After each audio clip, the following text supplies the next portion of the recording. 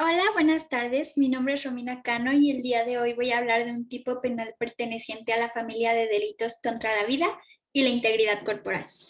Este pertenece a la primera unidad de nuestro plan de estudios para la materia y es una unidad muy extensa e importante debido a que prevé la familia de delitos que tutela el máximo bien jurídico que el Estado protege y se trata de la vida.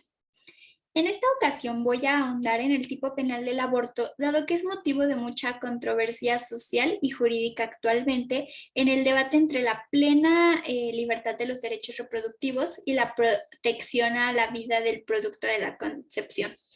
Entonces, para efectos de la exposición, quisiera mencionar cómo está regulado a nivel federal para posteriormente hablar de cómo está regulado a nivel local en la Ciudad de México, no solo porque nuestro curso se ha centrado en estudiarlo en esta entidad, sino porque la Ciudad de México se caracteriza por ser la entidad que regula con una mayor flexibilidad este tipo penal. Entonces, empecemos con cómo está regulado en el Código Penal Federal. Lo tenemos en el capítulo sexto, en el artículo 329, el cual nos define el aborto como la muerte del producto de la concepción en cualquier momento de la preñez. Después, en el artículo 330, nos da la sanción que se da cuando un tercero hiciera abortar a una mujer con su consentimiento. Tendrá una prisión de 1 a 3 años. Sin su consentimiento, la pena será de 3 a 6 años de prisión y si mediara violencia física o moral, de 6 a 8 años como una especie de agravante.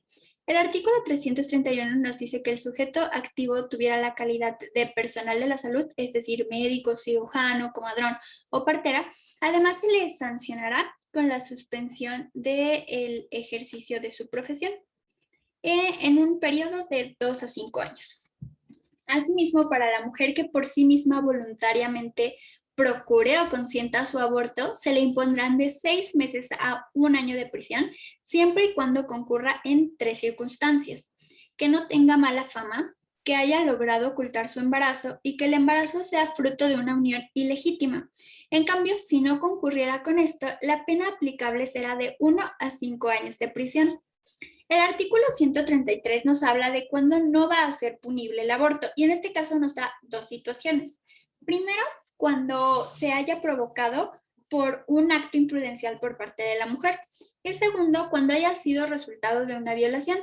Así como el artículo 334 nos habla de cuando no se va a aplicar sanción, y esto es cuando por medio de un dictamen médico se acredite que la vida de la mujer corría riesgo de alguna manera o ponía en peligro su salud gravemente. Bueno, así es como lo tenemos regulado a nivel federal. En cambio, con la Ciudad de México vemos ciertas diferencias debido a una reforma que se realizó en el año 2007 para el Código Penal para la Ciudad de México, Distrito Federal. En este se da una mayor amplitud a los derechos reproductivos de la mujer. La primera gran diferencia se ve reflejada en la definición que se nos da de aborto. Para esto se da una conceptualización diferente entre interrupción del embarazo y aborto. Primero tenemos un periodo de tiempo donde hay una interrupción legal del embarazo. Este quiere decir que por motivo que la mujer quiera, siempre y cuando sea voluntario, ella puede interrumpir su embarazo de forma libre y lícita. Eh, bueno, posteriormente a este periodo que inicia desde el inicio de la gestación hasta la 12ª semana de gestación. Posteriormente a esto ya será cuando está tipificado y de ser así incurrirá en la comisión del delito de aborto. El aborto está definido en el artículo 144 del Código Penal para el Distrito Federal, Ciudad de México, como la interrupción del embarazo después de la 12ª semana de gestación. Para esto nos da un elemento normativo, diría yo, que es la definición que da para el embarazo y a partir de cuándo empieza, para poder dar el concepto previo que nos da de aborto. Nos remitimos a cuándo inicia el embarazo antes de entrar en el debate de cuándo inicia la vida o a partir de cuándo el producto de la gestación es sujeto de derechos y protección al Estado.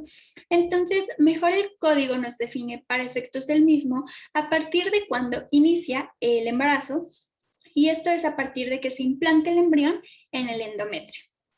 En cuanto a su regulación, es similar, solo cambian los rangos de la pena de prisión, excepto en la parte de la conceptualización de aborto forzado.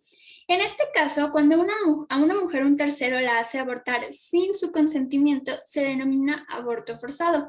Esta es la interrupción del embarazo en cualquier momento de la gestación sin el consentimiento del sujeto pasivo, es decir, de la mujer. Y quien incurre en este delito, la pena será de 5 a 8 años, si media violencia de 8 a 10 años. Y si el sujeto activo se tratara de un personal de la salud, entiéndense los que mencioné anteriormente, además enfermeros y practicantes, además de la pena previamente dada de prisión, la sanción incluye la suspensión del ejercicio de su profesión por un tiempo igual al de la pena de prisión.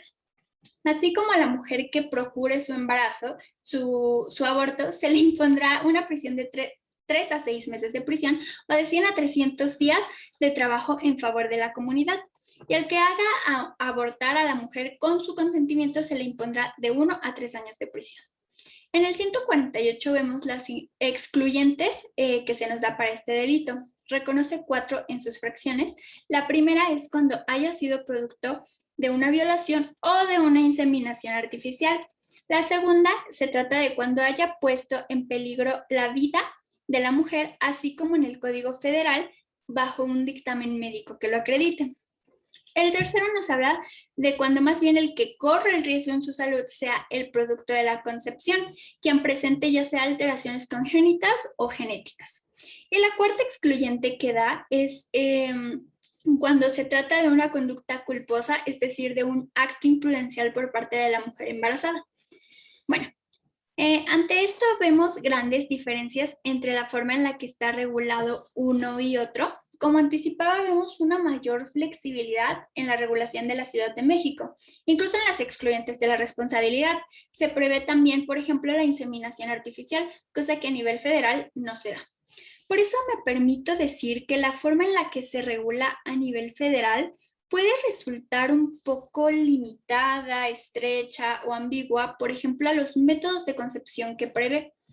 Ello da la pauta a que cada entidad regule en este mismo sentido sin verse obligado a garantizar estos derechos reproductivos.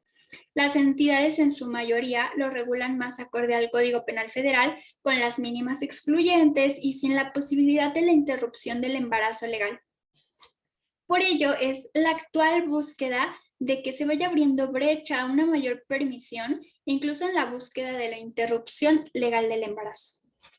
Actualmente, solamente 4 entidades, según la Comisión Nacional de Derechos Humanos, tienen esta permisión. Estos estados son la Ciudad de México, Oaxaca, Veracruz e Hidalgo. Finalmente, cabe destacar que la Suprema Corte de Justicia recientemente se pronunció al respecto con una sentencia que nos habla sobre la inconstitucionalidad de la penalización del aborto, diciendo que el derecho del producto de la concepción tiene la protección del Estado, pero no debe pasar por encima de la protección a los derechos de la mujer. Y bueno, así es como finalizo este tema. Muchas gracias.